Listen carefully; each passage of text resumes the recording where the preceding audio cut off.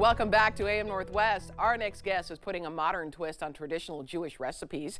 Here to share a plant-based Passover-friendly menu from her new cookbook, NOSH, we welcome Micah Siva. Good to have you with us, Micah. Thanks for having me. Tell me about the idea behind your cookbook, and it is beautiful, by the way. Tell me about what you wanted to make sure to show folks. So I became vegetarian when I was about 12. Okay. And how'd your family handle that?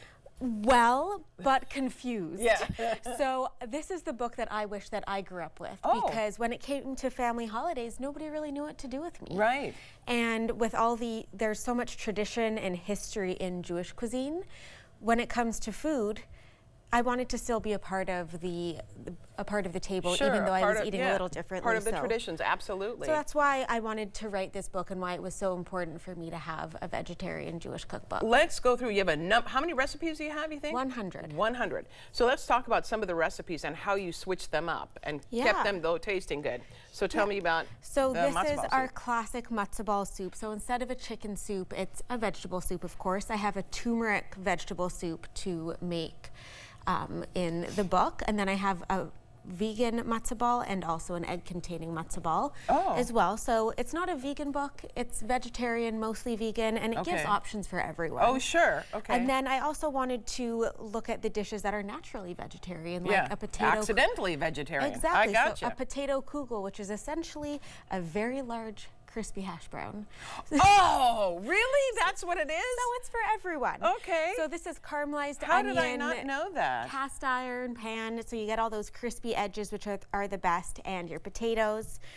And then I've got... Let me just ask, so when you've switched this out, have you switched this out for folks who are meat eaters, and what has their reaction been? I mean, it's potatoes, they love it. Yeah, but when it comes to like the matzo ball soup and the other recipes? They love it. They love that there's something that they can try that's new. And I'm not looking to replace any Bubby's heirloom recipes, but what a nice alternative if there's anyone at your table who doesn't eat meat, or if you look at the prices of meat these days. Or I think some people, meat eaters included, are trying to do like 1 or 2 days where they don't eat meat. Exactly. You know. Okay. Exactly. And then your salad. So this is one of my favorite Passover but all year round salads, and it is an herbed horseradish salad with a little crumble of almonds and sunflower seeds and fennel and garlic. And so it's just a really beautiful, bright salad, because oftentimes our holiday dinners are a little heavy. Right. And horseradish is especially significant during Passover, and so this is one of my favorite Passover salads.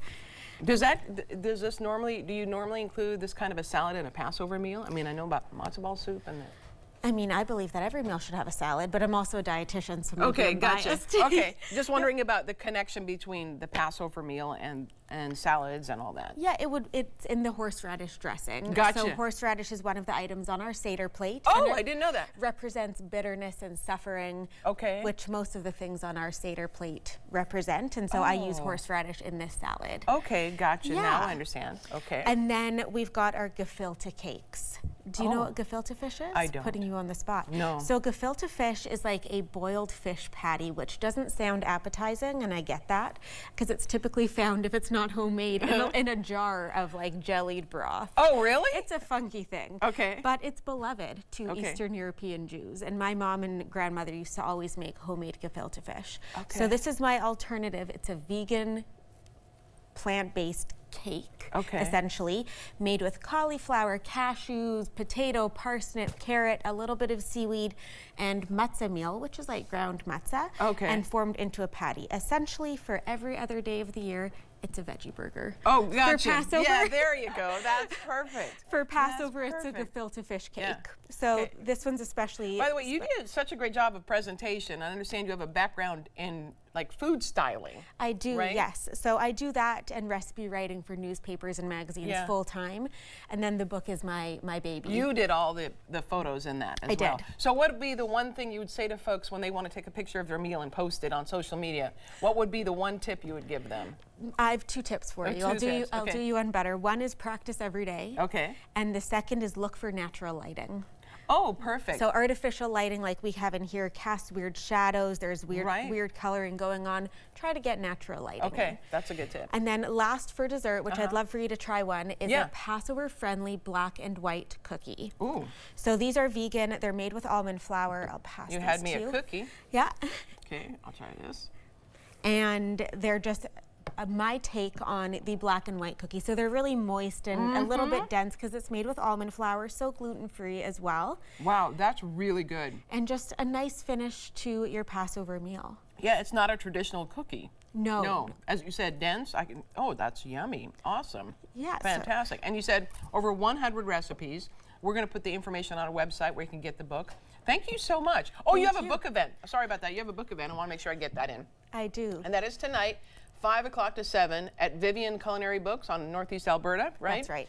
And they want people to kind of let them know, like reserve.